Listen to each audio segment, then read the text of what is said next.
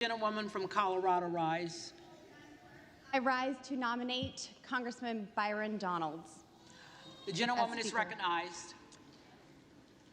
I rise today to nominate Byron Donalds, my friend, an amazing man of Florida, an amazing leader, someone who almost even took leadership here in our Republican Party and came very close in doing so, and it was a very brave run that he took.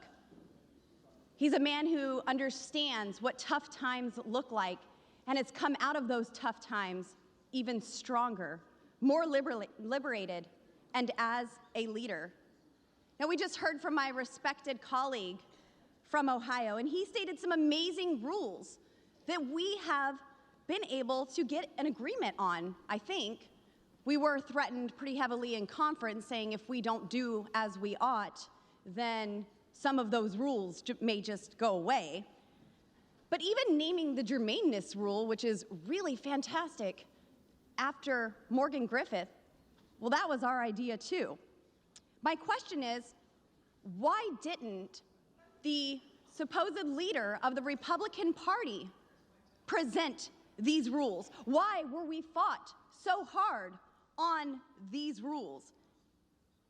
The barrier that still stands in the way of these rules is the structure that prevents us from rolling over. And as my friend from Chip Roy stated, we need the tools and the leadership to do our job correctly. And I believe that Byron Donalds is the man to lead us to that path of getting America on track and uniting the Republican Party. My colleagues and I have worked tirelessly for months to build consensus, to negotiate in good faith, to help unify our party on border security, energy security, debt reduction, term limits, earmarks, among other many common sense policies.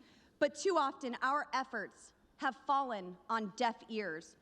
Our border is wide open. Inflation is out of control. The Senate just passed $1.7 trillion without our input.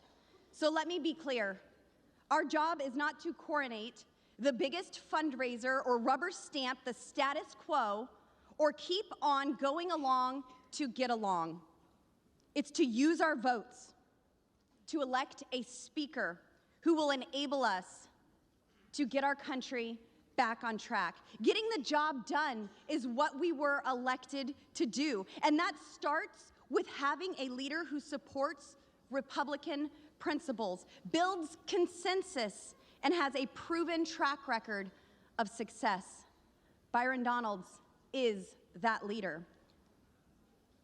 Republicans, including many moderates, have been impressed by Byron Donalds.